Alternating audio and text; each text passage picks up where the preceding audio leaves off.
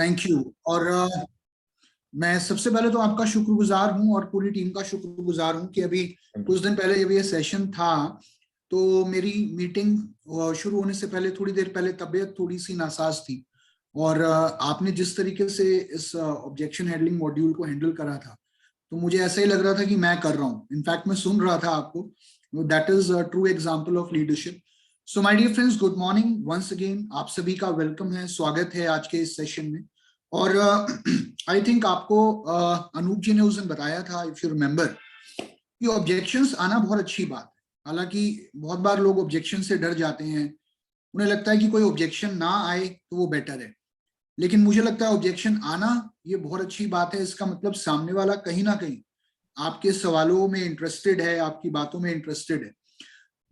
लेकिन जब भी ऑब्जेक्शन आती है, थोड़ा सा मैं रिकैप कर रहा हूं, जब भी ऑब्जेक्शन आती है तो हमारे सामने दो सिचुएशन होती है। या तो हम रिएक्ट करें या हम रिस्पॉन्ड करें ना, बिना सोचे समझे बस सवालों का जवाब देना, आवेग में आके, गुस्से में आके, कई बार इमोशंस के करके हम लोग ना बड़े भावुक हो जाते हैं कि अरे तुम्हारी हिम्मत कैसे हुई ये बोलने की, अरे तुम्हें क्या पता है, अभी कुछ जानते नहीं हो। सो वो होता है reaction. No, what is response?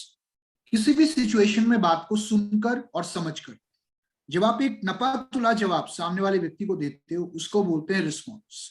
Now most of the time जब भी हमारे सामने ऑब्जेक्शन आती है तो यहाँ पर, जैसे कि आपको उस दिन भी सर ने बताया था कि कुछ स्टेप्स होते हैं। नंबर 1 स्टेप होता है लिसनिंग। आई थिंक अभी भी मैं एक ट्रेनिंग कर रहा था थोड़ी देर पहले, तो मैंने एक चीज किसी ने मुझे बताया कि अगर हम अच्छा सुन नहीं सकते तो हम अच्छा बोल नहीं सकते। And being a listener is very important. क्या होता है, बहुत बार हम सिर्फ जवाब देने के लिए सुन रहे होते हैं कि इसकी बात खत्म होगी तो मैं ये जवाब दूंगा, मैं ये बोलूंगा, ऐसा बताऊंगा, वैसा बताऊंगा। But I think we need to listen to understand. पहले अगर हमने किसी व्यक्ति की बात को सुन लिया तो बड़े बड़े मसले निमट जाते हैं कई बार सिर्फ सुन लेने से।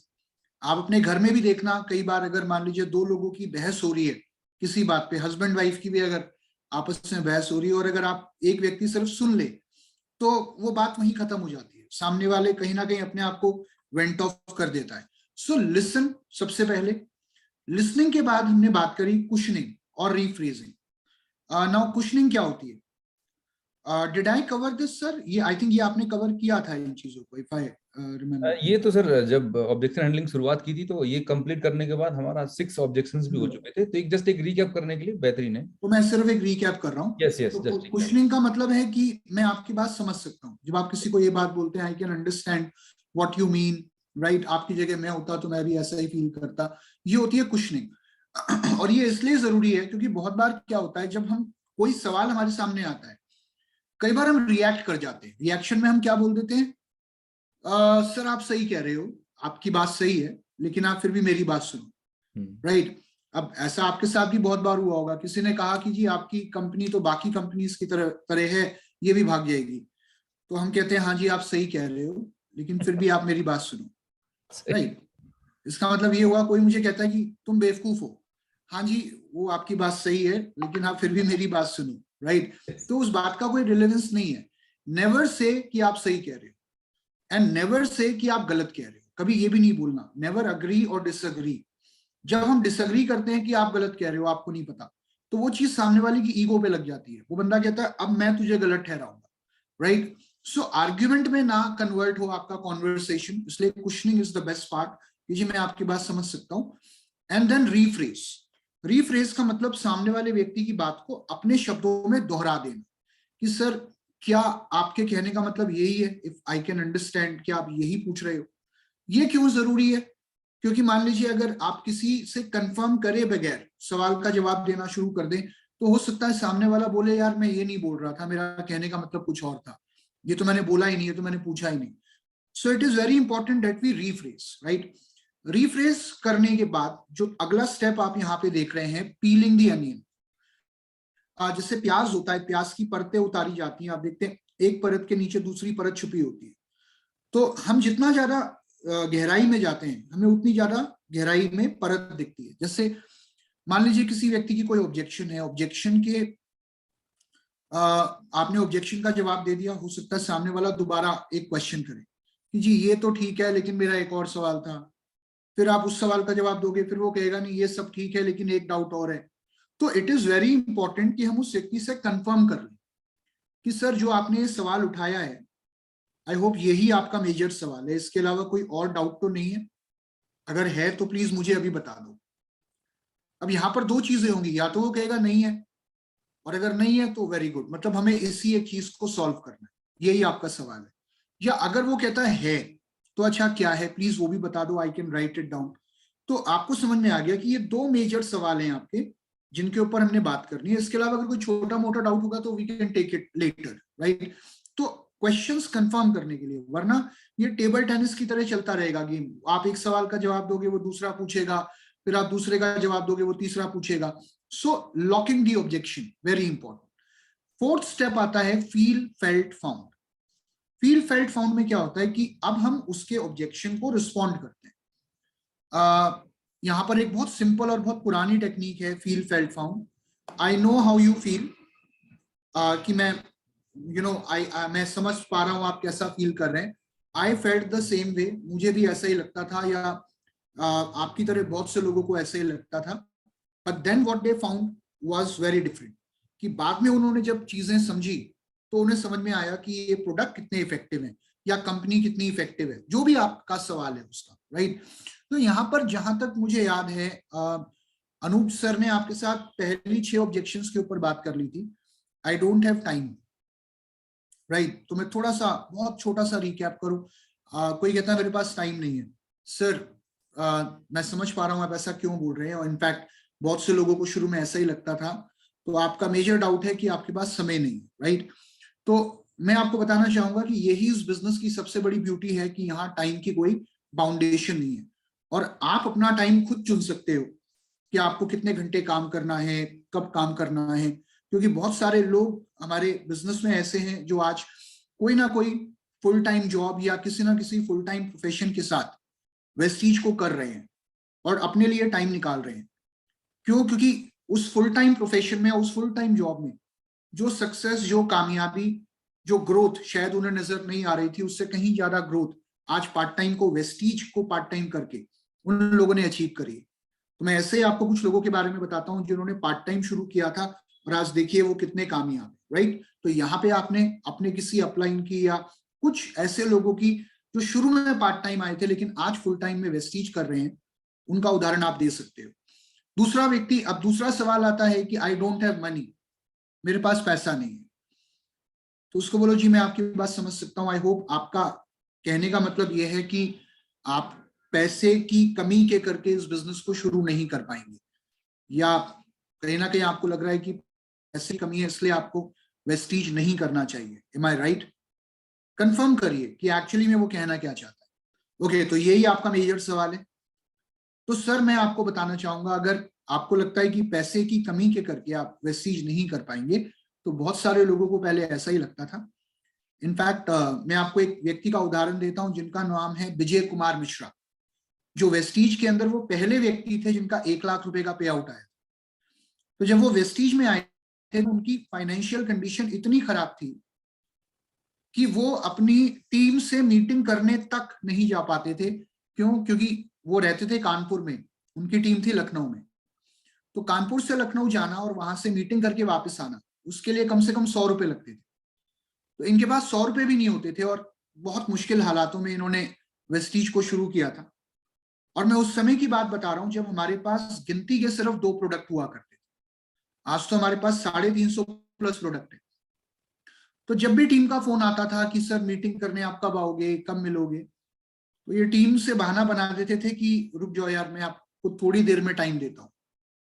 फिर ये अपने प्रोडक्ट उठाते थे, 1-2 लोगों को प्लान देते थे और उस समय ये प्रोडक्ट को रिटेल करते थे। प्रोडक्ट को, मान लीजिए इनकी 2 बॉटल्स भी रिटेल हो जाती थी, इनके पास इतना पैसा आ जाता था कि ये जाकर अपनी टीम से मिलकर मीटिंग करके वापस आ जाएं और ये अपनी टीम को बोल देते कि तुम्हारे लिए मैंने टाइम निकाल लिया है और मैं आ रहा हूं। इनफैक्ट ऐसे कई लोग हैं जिनका शुरुआती दौर में फाइनेंशियल कंडीशन इतनी अच्छी नहीं थी, जैसे एमडी मोइन खान। आप जानते हैं ये वो व्यक्ति हैं जो जिनका पहले महीने का वाउचर 19 रुपए का आया था। इनफैक्ट मेरे अपलाइन की अगर मैं बात करूं उनका भी पहले महीने का 100 रुपए से कम का वाउचर था और फाइनेंशियल कंडीशन बहुत अच्छी नहीं थी। तो अगर आपको लगता है कि इस बिजनेस में आने के लिए आपको पैसे की जरूरत है, तो आई थिंक मैं सबसे पहले तो आपका यही डाउट क्लियर करना चाहूंगा कि इस बिजनेस में आने के लिए आपको पैसे की जरूरत नहीं है, क्योंकि यहाँ कोई ज्वाइनिंग फीस नहीं है, यहाँ कोई इन्वेस्टमेंट नहीं। और अगर पैसा ही सबसे बड़ी हर्डल है, तो मुझे लगता है कि इससे अच्छी अपॉर्चुनिटी आपके लिए और कोई हो ही नहीं सकती, क्योंकि वेस्टीज के माध्यम से आप जितना चाहे उतना समय के साथ कमा सकते हो, and that too without any investment, right. तो आपने क्या करा, आपने उसी ऑब्जेक्शन को अपना हथियार बना दिया। आपने यहाँ अपने अप्लायंस की स्टोरी सुनाई, सफल लोगों की कहानी सुनाई और कुछ लोगों के बारे में बात करी। तीसरी जो ऑब्जेक्शन आती है यहाँ पर, आई थिंक इन 6 ऑब्जेक्शंस के ऊपर सर ऑलरेडी बात कर चुके हैं, तो मैं ज्यादा आपका समय नहीं लूंगा।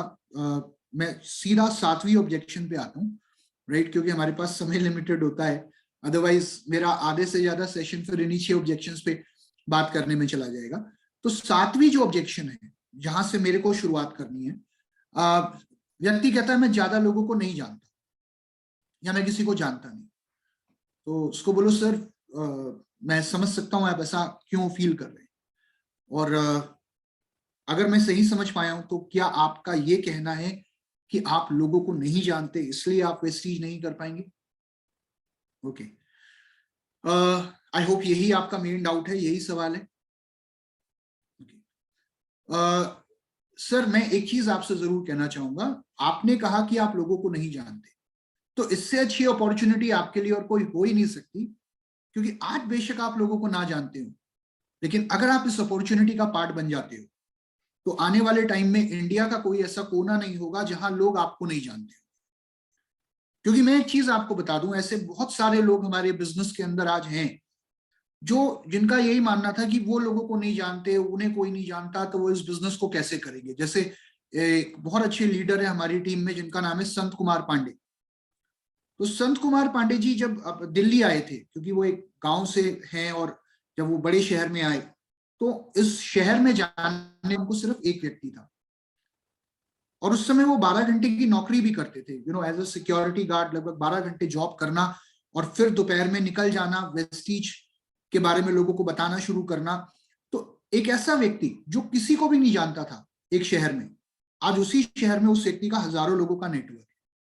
क्योंकि एक चीज समझिए सर, इस दुनिया में 3 ही तरीके के लोग हैं।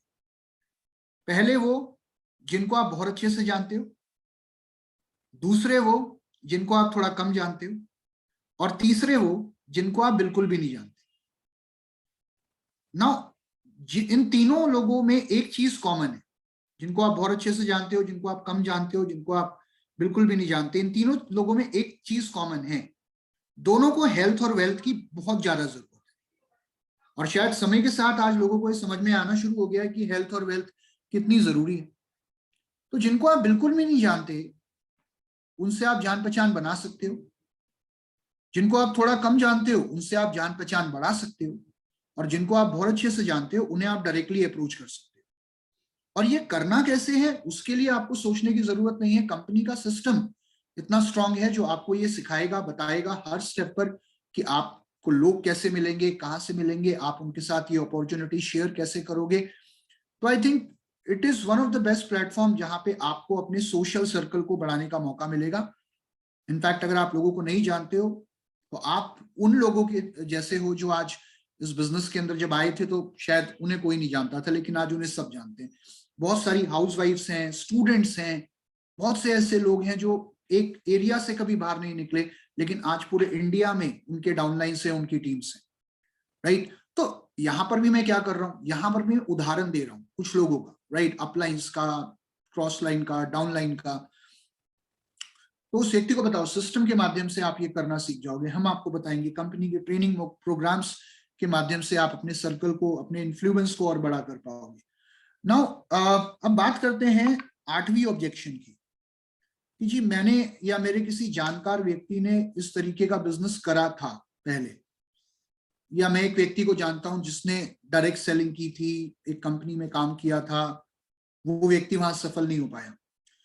नो, जब भी व्यक्ति किसी का अनुभव आपके साथ शेयर कर रहा होता है या अपना कोई प्रायर एक्सपीरियंस शेयर कर रहा होता है, तो ऑलवेज रिमेंबर, आपको उसे टोकना नहीं, उससे बोलो अच्छा सर बताइए आपका वहां क्या अनुभव रहा, मैं जरूर जानना चाहूंगा, व्हाट वाज योर एक्सपीरियंस, या जिनकी आप बात कर रहे हैं उनका क्या अनुभव रहा उस कंपनी में। क्योंकि यहाँ पे क्या होगा, जब आप किसी को उसके अनुभव को साझा करने का मौका दोगे तो कहीं ना कहीं आपको कोई ना कोई लूप होल जरूर समझ में आ जाएगा। दोनों में से एक ही चीज होगी, या तो वो व्यक्ति जिस कंपनी के साथ काम कर रहा होगा पहले उस कंपनी के अंदर शायद उसे वो प्लेटफॉर्म नहीं मिला होगा जहां पर वो अपने फुल पोटेंशियल को यूज कर पाए और एक सफलता को प्राप्त कर पाए। बहुत बार होता है आप किसी इन्वेस्टमेंट बेस्ड कंपनी में होते हो, या आप किसी ऐसी कंपनी में होते हो जहां प्रोडक्ट सिर्फ नाम के होते हैं, या बहुत बार ऐसा भी होता है कि मैनेजमेंट अनुभवी नहीं होती, कंपनी स्टेबल नहीं होती, ग्रोइंग नहीं होती, राइट। तो ये भी एक कारण है। और दूसरा कारण कई बार एक और जो मुझे समझ में आता है कि बहुत बार मान लीजिए कोई व्यक्ति अगर किसी सही कंपनी के साथ जुड़ा हुआ था तो हो सकता है कि उस कंपनी के साथ बेशक सब कुछ सही हो, वो प्लेटफॉर्म बहुत अच्छा हो, लेकिन जो व्यक्ति कभी अपने अपलाइन की बात नहीं सुनता, जो सिस्टम को फॉलो नहीं करता, कभी मीटिंग में नहीं आता, कभी टाइम से परचेज नहीं करता, कभी इंटरेस्ट शो नहीं करता, कभी प्लान नहीं देता, और 2-4 महीने बस काम करके छोड़ देता है और फिर कहता है जी हमने तो करके छोड़ दिया। तो आई थिंक वो भी बहुत सारे लोगों के साथ एक कहानी होती है, राइट। तो जब आप उस व्यक्ति को सुनोगे तो आई थिंक आपको कहीं ना कहीं ये लूप होल समझ में आ जाएगा कि एक्चुअल प्रॉब्लम कहाँ थी, प्लेटफॉर्म में या इस व्यक्ति के एफर्ट्स में।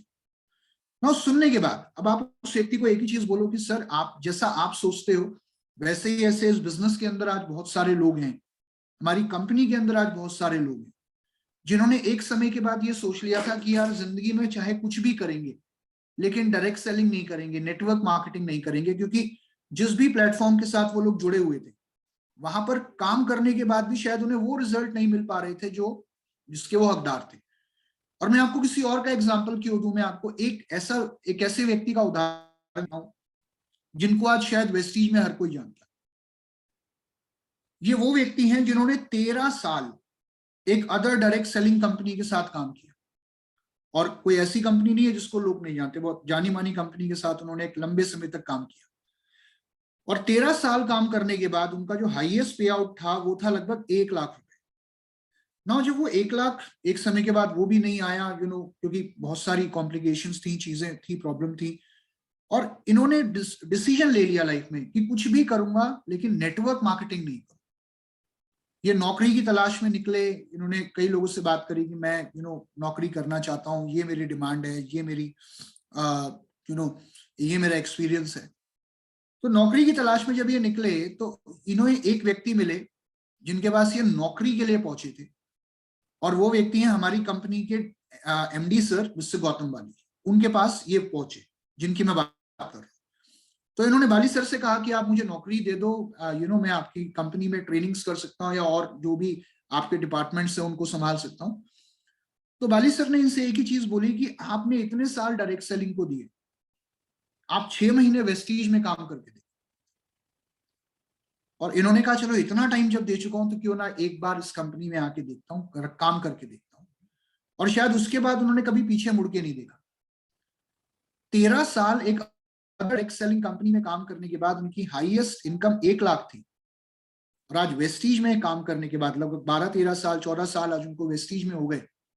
आज उनका पर मंथ का पे आउट 1 करोड़ रुपए प्लस है। आप लोग जानते हैं हाईएस्ट पे आउट 1 करोड़ 68 लाख रुपए में बात कर रहा हूं मिस्टर सिद्धार्थ सिंह की, राइट। और ऐसे कितने अनगिनत लोग हैं जिन्होंने वेस्टीज का चुनाव किया किसी अदर डायरेक्ट सेलिंग कंपनी में जाने के बाद। जैसे एक बहुत बड़ा उदाहरण हमारी कंपनी में दिया जाता है जीसी दास जी का।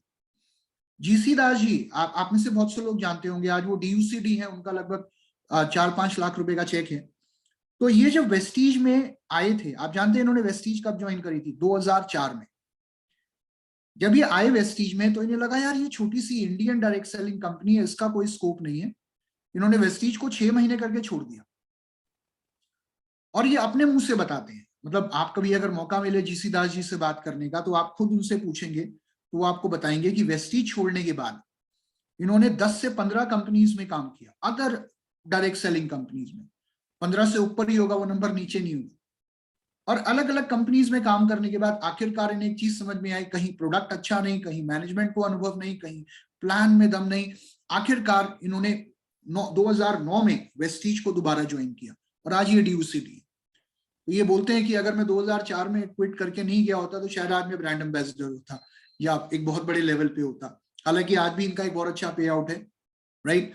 तो ऐसे कई उदाहरण है। तो सर एक सही कंपनी कौन सी होती है? जिसके प्रोडक्ट अच्छे होते हैं, जिसकी मैनेजमेंट अनुभवी होती है, और जहां पर एक प्रॉपर सिस्टम होता है काम करने का। ऐसे वेस्टीज में बहुत सारे उदाहरण है। So why don't you start working with Vestige? एक बार आप भी करिए। सो एक तरीका है, ये एक तरीका है किसी इस ऑब्जेक्शन को हैंडल करने का, राइट। उसके बाद यहाँ पर 9वीं ऑब्जेक्शन क्या आती है कि जी जो पहले आते हैं वही कमाते हैं, बाद वाले नहीं कमाते, राइट। बाद वाले लोग पैसा नहीं कमाते। कई बार लोग ये ऑब्जेक्शन उठाते हैं। तो जब कोई कहता है जी बाद वाले नहीं कमाते, उसको बोलो सर मैं समझ सकता हूं आप ऐसा क्यों बोल रहे हो, आई नो आपका ये कहां से आया है, क्यों आया है।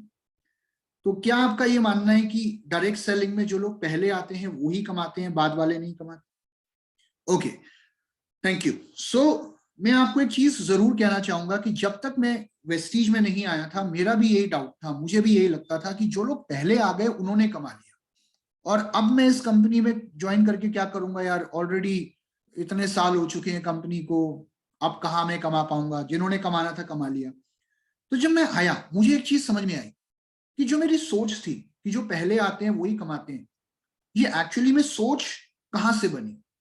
ये सोच बनी जब मार्केट में कुछ इन्वेस्टमेंट बेस्ड कंपनीज आई, जब कुछ पॉन्जी स्कीम या पिरामिड प्लान्स आए जहां पर प्रोडक्ट के नाम पर मनी सर्कुलेशन होता था, राइट। आपको अगर याद हो तो उन कंपनीज में क्या होता था कि उन कंपनीज की खुलने की डेट और बंद होने की डेट पहले से डिसाइड होती थी। नीचे वालों का पैसा ऊपर सर्कुलेट होके जा रहा होता था, ऊपर वाले को लग रहा होता था कि सब बढ़िया चल रहा है, नीचे वाले बस यही सोचते रहते थे कि मेरा नंबर कब आएगा, मेरा नंबर कब आएगा, मेरा नंबर कब आएगा। जब तक उनका आने का नंबर आता था ना तब तक वो कंपनीज के जाने का नंबर आ जाता था।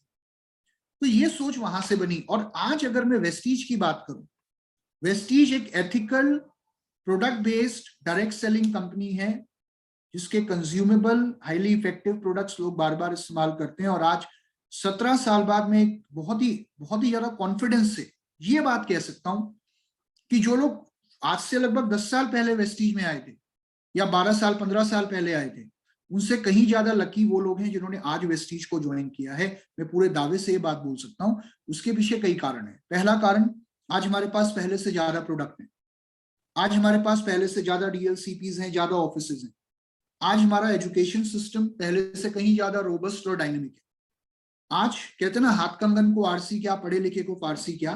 पहले क्राउन डायरेक्टर लेवल पर 1 लाख रुपए की इनकम आ जाए तो बहुत बड़ी बात होती। आज गोल्ड डायरेक्टर लेवल पे 80-90 हजार रुपए का चेक कमाने वाले वेस्टीज में बहुत है। और स्टार डायरेक्टर लेवल पे 1.5 लाख 2 लाख की इनकम बहुत कॉमन है। आई थिंक आपने भी अपनी टीम्स में देखी होगी। और diamond director level 1.5 lakh 2 lakh 2.5 lakh 3 lakh कमा रहा है। तो 1 लाख से ऊपर जाने के लिए आज क्राउन बनने की जरूरत नहीं है, पहली बात ये।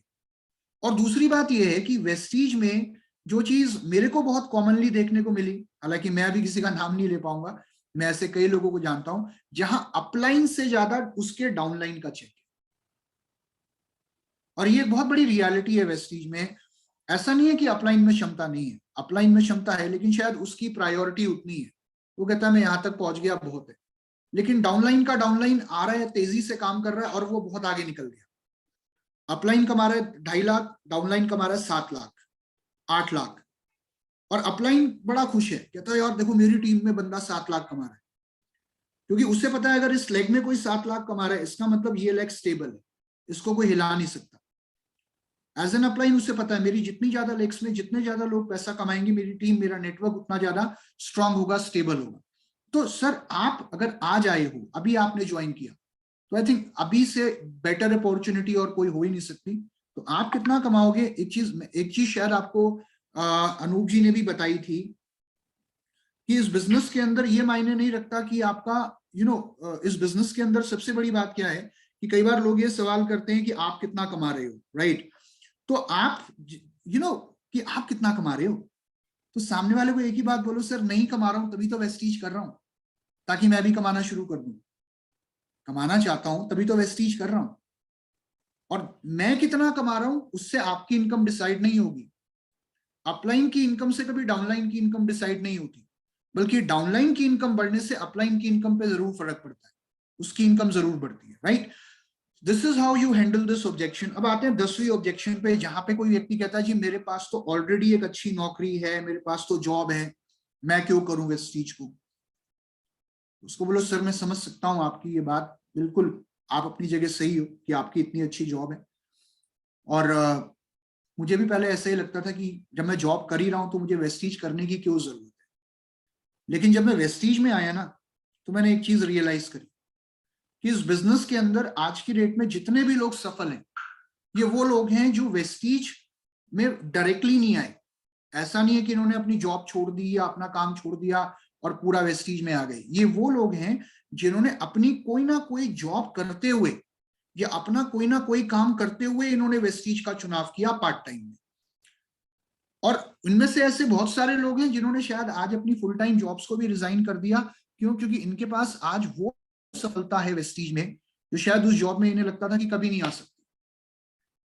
नॉर्मली अगर हम जॉब की बात करें सर, या किसी भी और काम की बात करें, तो मैं बस आपसे एक चीज पूछना चाहूंगा कि आपकी जॉब आपको कब तक इनकम दे सकती है। शायद आपकी या किसी भी इंसान की जॉब नॉर्मली उससे तभी तक इनकम दे सकती है जब तक वो काम कर रहा है। तो जॉब में जितनी क्षमता आज आपके अंदर काम करने की है, शायद आज के 10 साल बाद आप में या मेरे में उतनी क्षमता नहीं रहेगी ना काम करने की।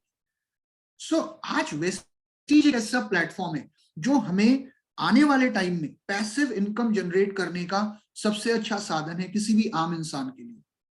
मैं एक छोटा सा उदाहरण देता हूं। अभी मैं 4-5 दिन पहले एक सेशन कर रहा था।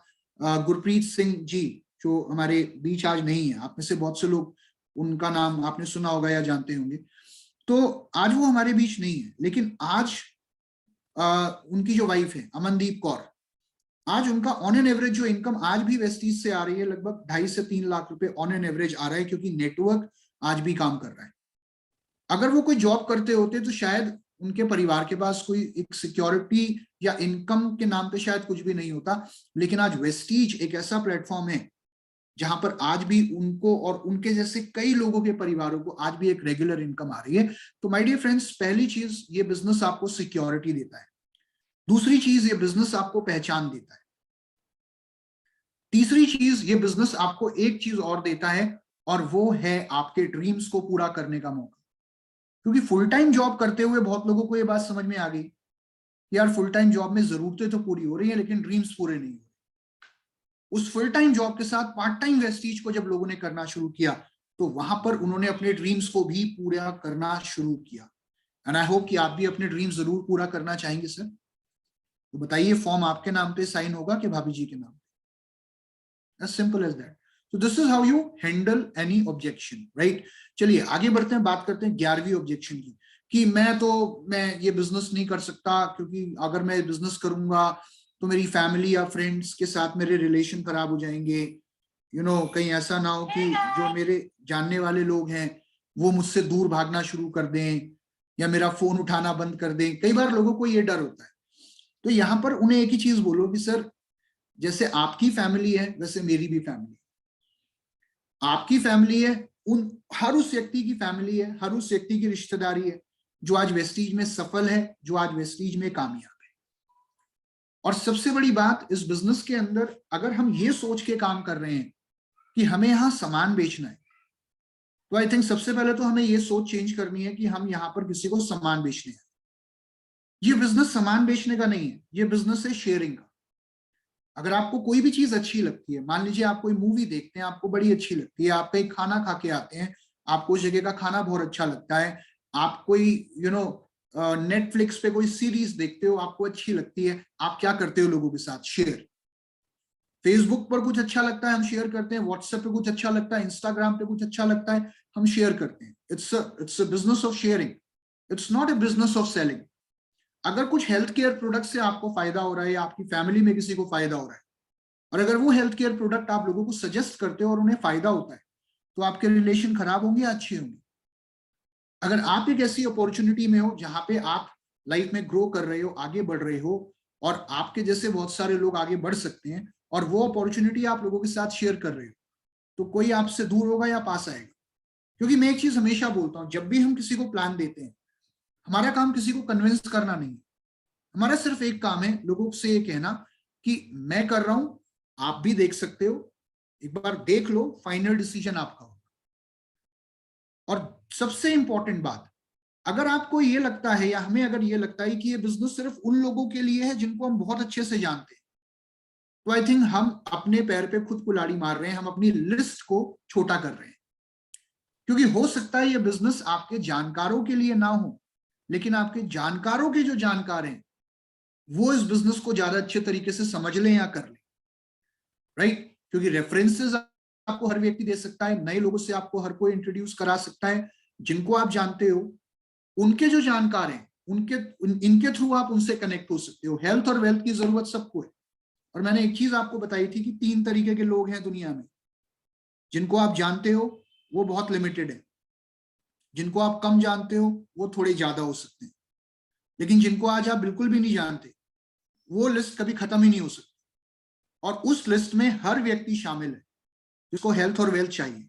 सिस्टम के माध्यम से आप उनसे कनेक्ट कैसे करेंगे वो हम आपको बताएंगे। Just be a part of it, as simple as that, right? तो आपके नाम की स्पेलिंग बताइए सर, अभी आप हेल्थ केयर में से चूज करना चाहेंगे या पर्सनल केयर में से? राइट नाउ क्लोजिंग, वो मैं आपको कल क्लोजिंग पे ज्यादा बात करूंगा। नाउ 12वीं ऑब्जेक्शन क्या है? It is just not for me, कि मुझे नहीं लगता ये बिजनेस मेरे लिए बना है, या मैं इस बिजनेस के लिए बना हूं। बहुत सारे लोगों को लगता है यार सब कर रहे हैं लेकिन मैं नहीं कर सकता, मेरे लिए तो नहीं है ये बिजनेस, राइट? ना, यहां पर जब कोई व्यक्ति बोलता है कि मेरे लिए नहीं है, तो उसके पीछे सिर्फ एक कारण है कि वो खुद कहीं ना कहीं उस पिक्चर में अपने आप को नहीं देख पा रहा, या कहीं ना कहीं उसे अपनी क्षमताओं पर डाउट है।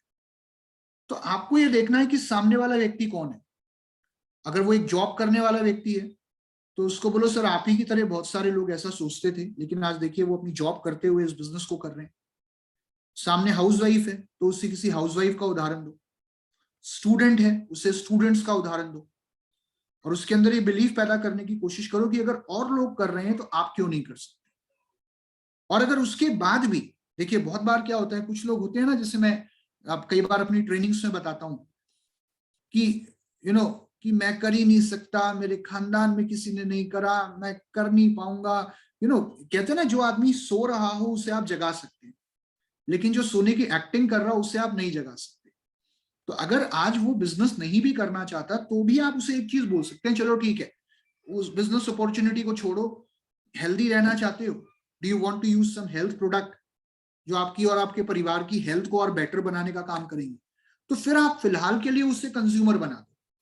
क्योंकि आज अगर वो कंज्यूमर बन जाता है, प्रोडक्ट इस्तेमाल करने शुरू कर देता है, हो सकता है समय के साथ जब आप उसे री अप्रोच करो तो वो व्यक्ति कहीं ना कहीं बिजनेस में इंटरेस्टेड हो या अपॉर्चुनिटी को समझने के लिए तैयार हो। क्योंकि बहुत सारे लोग, हम में से भी ऐसे बहुत सारे लोग हैं, आज इस फोरम में ऐसे कई लोग जुड़े हैं जिनको पहले प्रोडक्ट रास आए, उसके बाद अपॉर्चुनिटी रास आई।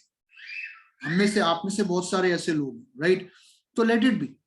अब 13वीं ऑब्जेक्शन पे आते हैं, आपके प्रोडक्ट बहुत महंगे हैं ना। जब कोई व्यक्ति कहता है प्रोडक्ट बहुत महंगे हैं, उसको बोलो मैं आपकी बात समझ सकता हूँ सर, आपको प्रोडक्ट एक्सपेंसिव क्यों लग रहे हैं? तो आई होप यही आपका डाउट है कि वेस्टीज के प्रोडक्ट ज्यादा महंगे लग रहे हैं आपको, तो इसलिए आप यहाँ से प्रोडक्ट क्यों लें। Is this correct? ओके। जैसा आप सोचते हैं, आपकी तरह मैं भी पहले ऐसे ही सोचता था। इनफैक्ट यहाँ पर मैं आपसे एक सवाल करना चाहूंगा कि कौन सा प्रोडक्ट आपको महंगा लग रहा है। हो सकता है वो या तो किसी एक प्रोडक्ट की बात करें, या हो सकता है वो बोले कि नहीं ऑलमोस्ट सारे महंगे लग रहे हैं मुझे, कुछ भी हो सकता है। तो उसको एक बोलो कि सर क्या थोड़ी देर के लिए हम प्रोडक्ट के प्राइस वाली चीज को साइड रख सकते हैं? ठीक है, मुझे पता है आपका जेन्युइन सवाल है कि आपको प्रोडक्ट महंगे लग रहे हैं। थोड़ी देर के लिए क्या हम प्राइस पे बात ना करके हम इस चीज पे बात करें कि ये प्रोडक्ट यूज अगर आप करते हैं तो आपको क्या बेनिफिट्स मिलते हैं। अगर ये प्रोडक्ट आप यूज करते हैं तो ऑब्वियसली आपको पहली चीज अच्छी हेल्थ मिलती है, आपको परफॉर्मेंस बोनस मिलता है, आपको जो भी benefits I think Anoop Gupta ji आपके साथ मीटिंग में शेयर करते हो और आप लोग भी प्लान देते हुए शेयर करते हो, तो उसको एक चीज बोलो, मुझे भी पहले महंगे लगते थे लेकिन जब मैंने बेनिफिट्स को देखा कि अगर मैं यहाँ से लूंगा प्रोडक्ट तो 4 महीने प्रोडक्ट लेने के बाद 5वें महीने में मुझे लगभग 2500 या 3000 के प्रोडक्ट फ्री ऑफ कॉस्ट मिलते हैं, और मार्केट में इससे ज्यादा इफेक्टिव प्रोडक्ट, अफोर्डेबल प्रोडक्ट और कहीं नहीं है। दूसरी चीज, यहाँ मुझे परफॉर्मेंस बोनस मिलता है, यहाँ मुझे रिटेल बेनिफिट मिलता है, यहाँ पर हमें रीपर्चेस बेनिफिट मिलता है, और इन सारी चीजों के ऊपर जब ये प्रोडक्ट मैं यूज करता हूँ तो ऑब्वियसली मुझे अच्छी हेल्थ भी मिलती है। तो यहाँ पर आपने थोड़ी देर के लिए प्राइस वाले टॉपिक को साइड में कर दो, उसको बोलो प्राइस पे थोड़ी देर में बात करते हैं, पहले समझ लेते हैं कि इन प्रोडक्ट्स को यूज करने के बेनिफिट्स क्या है। सो जो भी आपके स्ट्रॉन्ग पॉइंट्स हैं जो आप होम मीटिंग में आमतौर पे बताते हो, उन सारे पॉइंट्स को उस व्यक्ति के आगे रखो। इनफैक्ट एक चीज और समझो, हमें ये भी देखना है सामने वाले का बजट क्या है। आई थिंक पहले की मीटिंग से मैं इस चीज के ऊपर बात कर चुका हूँ। हर कोई एयर प्योरीफायर, वाटर प्योरीफायर नहीं लेगा। वेस्टीज प्राइम सबके लिए नहीं है, वेस्टीज सबके लिए। तो आपने सबसे पहले उसका बजट समझना है कि इसका बजट, इससे कौन से प्रोडक्ट्स के ऊपर बात करनी है। दूसरी चीज यहाँ पर बहुत इंपॉर्टेंट है कि आप ये समझो कि अगर कोई 100 पीवी की कंसिस्टेंसी आज नहीं कर रहा, और अगर वो 60 पीवी तक के प्रोडक्ट अभी ले सकता है, अफोर्ड कर सकता है, तो उससे 60 पीवी की कंसिस्टेंसी में आने दो। और ऐसे भी कई लोग होंगे जो आज 60 पीवी के प्रोडक्ट भी अफोर्ड नहीं कर सकते, तो बेशक वो 30 पीवी या 40 पीवी के प्रोडक्ट भी अपने लिए यूज करना चाहते हैं। आप उसको बोलो सर आप कोई बात नहीं, आप पहले एक प्रोडक्ट यूज करके तो देखो, फिर मैं आपसे बात करूं। हो सकता है आज वो 30 पीवी या 40 पीवी के प्रोडक्ट लेना शुरू कर दे, लेकिन आने वाले टाइम में वो आपसे और प्रोडक्ट ले जब उसका विश्वास प्रोडक्ट के अंदर बढ़ता है, right. So this is how we handle the price objection. 14वीं ऑब्जेक्शन जो आती है आमतौर पर कि मैं हेल्दी हूं, मैं ये प्रोडक्ट क्यों खाऊं। कोई कहता है मैं हेल्दी हूं और क्यों खाऊं, तो उसी टाइम एक काम करो, प्रोडक्ट की बॉटल आपके पास होनी चाहिए। आई थिंक आप मोस्टली प्रोडक्ट कैरी करते हो। उसी टाइम प्रोडक्ट की बॉटल खोलो, कैप्सूल मुंह में डालो, पानी पी के दिखा दो, उसको बोलो मैं भी हेल्दी हूं, मैं भी खाता हूं इसलिए ताकि मैं हेल्दी रहूं। तो ये प्रोडक्ट्स दवाइयां नहीं है, ये सप्लीमेंट है। उस व्यक्ति को समझाओ कि आज इम्यूनिटी इतनी ज्यादा जरूरी है। अगर हम बात करें, हर व्यक्ति जिसकी इम्यूनिटी स्ट्रांग है वो बचा हुआ है, जिसकी इम्यूनिटी वीक है आप देख रहे हैं उसे कहीं ना कहीं एक खतरा है, डेंजर है। और when we talk about supplement, तो कई बार एग्जाम देते हुए आपकी शीट खत्म हुई होगी स्कूल में, जब जब आपकी शीट खत्म हुई आपने क्या मांगा है, आपने सप्लीमेंट्री कॉपी मांगी है टीचर से, राइट। सप्लीमेंट क्या करता है, आपकी बॉडी में जो न्यूट्रिशनल वैल्यू है उसको कवर करने का काम करता है ताकि आप बीमारियों से बचे।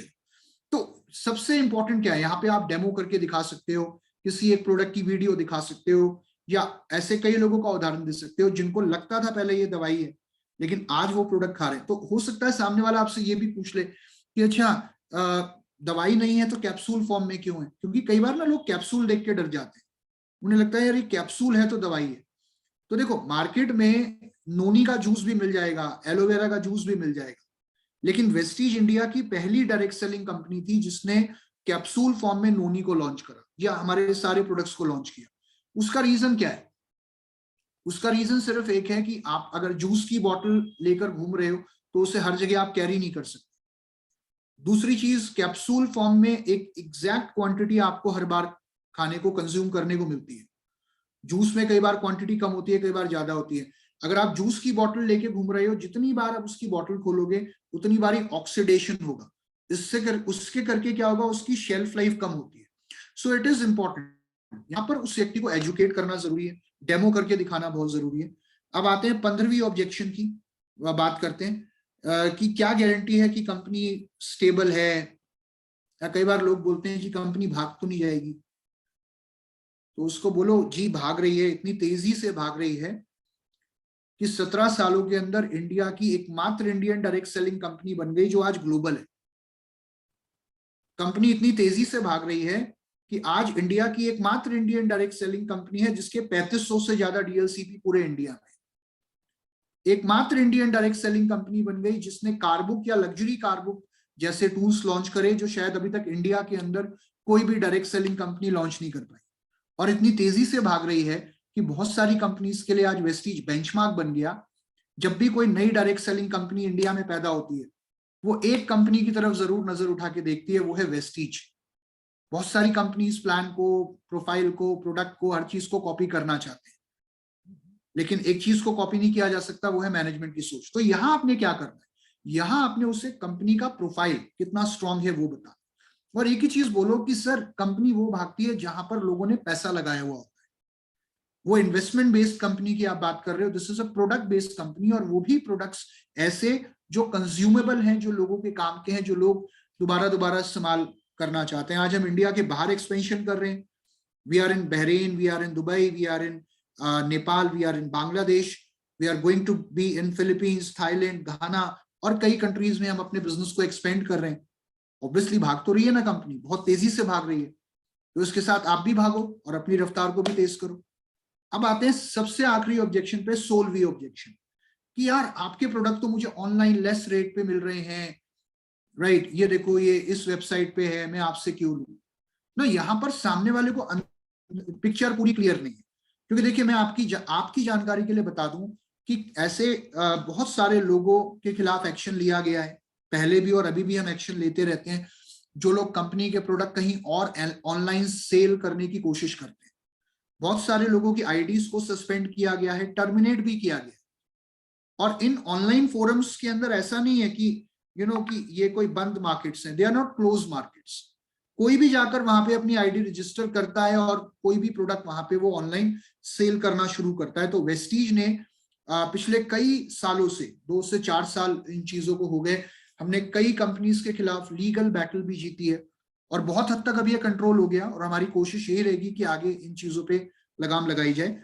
लेकिन सामने वाले को इन चीजों से मतलब नहीं है। जिसको आप पहली बार प्रोडक्ट बता रहे हो, वो कहेगा मैं क्या नाचूं, इन सब चीजों का मैं क्या करूं, मुझे तो जहां से सस्ता मिलेगा मैं वहां से लूंगा, राइट।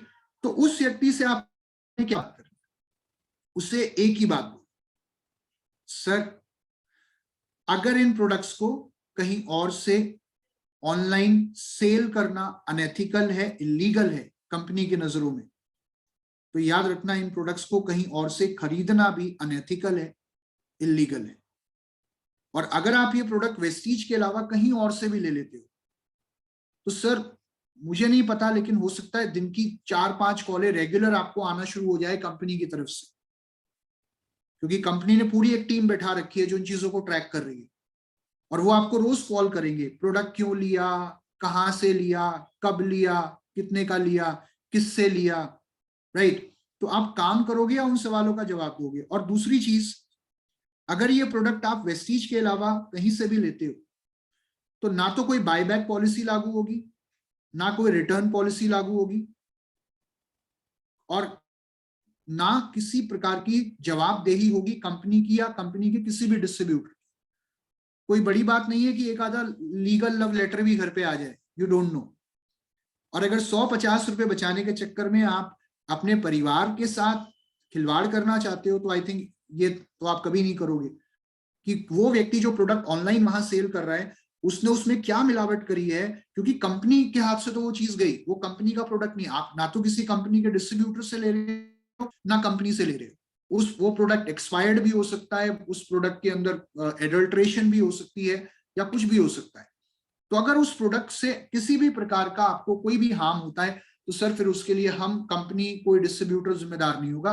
और मुझे पता है कि आप इतने समझदार हो कि अपने 150 रुपए बचाने के चक्कर में आप अपने और अपने परिवार की सेहत के साथ बिल्कुल भी खिलवाड़ नहीं करें, राइट। तो सर अभी इस प्रोडक्ट की 3 बॉटल दूं या 2 दूं? सो this is how you handle the objection. अब यहां पर मैं एक चीज कहना चाहूंगा, ऐसा नहीं है कि यहाँ ऑब्जेक्शन खत्म हो गई या इसके बियॉन्ड कोई ऑब्जेक्शन नहीं है। ऑब्जेक्शन आएंगी, हर बार कुछ नया सीखने को मिलेगा। आपके पास किसी सवाल का जवाब नहीं है, कोई बात नहीं, सामने वाले को बोलो थैंक यू, जरा मैं थोड़ी देर के लिए सवाल लिख लेता हूँ, इस सवाल पे बाद में बात करेंगे, राइट। कभी ये मत सोचना कि यार जब मेरे पास सारे सवालों का जवाब होगा मैं तब प्लान देना शुरू करूंगा। आप काम करते करते सीखोगे। आप ये मत सोचना जिस दिन मैं एक्सपर्ट हो जाऊंगा उस दिन काम करना शुरू करूंगा। तो एक्सपर्ट नाम की कोई चीज नहीं है, ना होगा नॉर्मन तेल और ना कोई डांस करेगा, एज सिंपल एज दैट। तो काम करो, आगे बढ़ो, प्लान देना शुरू करो, एक्टिविटी में इन्वॉल्व हो, अपने आप सीखते चले जाओगे। भाई माँ के पेट से कोई सीख के पैदा नहीं होता। So that is all, just keep going, keep doing. आता है तो बेस्ट, नहीं तो नेक्स्ट। आता है तो बेस्ट, नहीं तो नेक्स्ट। आता है तो बेस्ट, नहीं तो नेक्स्ट, राइट। तो जब तक सफल ना हो जाओ तब तक आगे बढ़ते रहो। यहाँ पे हमने आज ऑब्जेक्शंस के ऊपर बात करी, कल हम बात करेंगे क्लोजिंग पे और फॉलो अप टेक्निक्स पे और प्रोस्पेक्टिंग पे, right? So sir that is all from my side today. Great sir, great, बहुत ही जबरदस्त पावर पैक रहता है ऑब्जेक्शन हैंडलिंग। और मुझे यकीन है कि आप जितने भी लोगों ने आज ये देखा है, सुना है, पूरा रिकैप भी हो गया। और ये बेसिकली एक ओवरव्यू है कि हाँ इस तरीके से हमें रिस्पॉन्ड करना है ना। इसके बीच आप कुछ अच्छे एग्जांपल्स और आपका जो भी एक्सपीरियंस है, करते करते सारी चीजें आप सीख जाएंगे। और वाकई में ये कोई लेकिन हाँ ये बात जरूर है कि नेटवर्क मार्केटिंग डायरेक्ट सेलिंग में ये घिसे पिटे 15-20-25 ऑब्जेक्शंस हैं। मतलब इसके बाहर कुछ है ही नहीं है। मतलब आप ऐसे एग्जाम में अपेयर होने जा रहे हैं जहाँ का क्वेश्चन पेपर पहले से आउट है। कोई भी बंदा बिल्कुल पूछेगा ये 20-25 सवालों से नया सवाल पैदा होते ही नहीं है। सर, लैंग्वेज अलग हो सकती है। मैं अपना अपना एक्सपीरियंस यहाँ शेयर करना चाहूंगा। जरूर जरूर सर। 10 साल तो मुझे वीएलसी करते हुए हो गए। 10 तो ईयर्स हम, हाँ वीएलसी, हाँ राइट। तो वीएलसी में जब भी हम जाते हैं जहाँ ब्रॉन्ज एंड अबव आते हैं, आज इतने साल हो गए, इतने नए लोग आ गए, लेकिन उनके सवाल वही 4-5 होते हैं, घुमा फिरा कर वो वहीं आ जाते हैं कि sir lack of duplication, lack of knowledge, people do not come to meeting, या ये 4-5 क्वेश्चन होते हैं। तो आप काम करते करते सीख जाओगे। अब जैसे मैंने जवाब दिया, जरूरी नहीं है आप हर कोई वैसे जवाब दे। आपकी जो अपनी नॉलेज है उससे यूज करो, उससे बढ़ाओ, टूल्स का इस्तेमाल करो, तो आप एक्सपर्ट हो जाओगे और 2-4 महीने में सारी ऑब्जेक्शंस के अंदर। यस यस, बिल्कुल, for sure sir. So thank you so very much Siddharth sir आज के सेशन के लिए। और कल हम फिर दोबारा मिलेंगे। कल और इम्पोर्टेंट और पावर पैक सेशन होने वाला है सर का। Right, thank you so much sir, have a great day. Thank you sir, thank you very much, thank you.